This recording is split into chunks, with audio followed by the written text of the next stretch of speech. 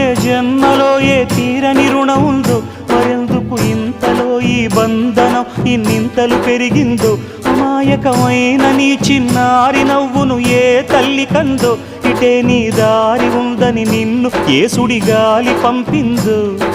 పాపం పుణ్యం దేవుడికెరుక, పేదకు దొరికిన బంగారు కణిక, పాలు వెన్నాలేవని అనక ప్రేమను తాగి పెరగవెసిలక.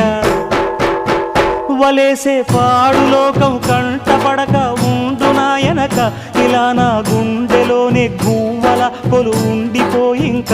ఇటే పోస్తే ఎమున్నైనా నిలేస్తానే, మరింక ఏ కీడు నీ వంక రాలేదు.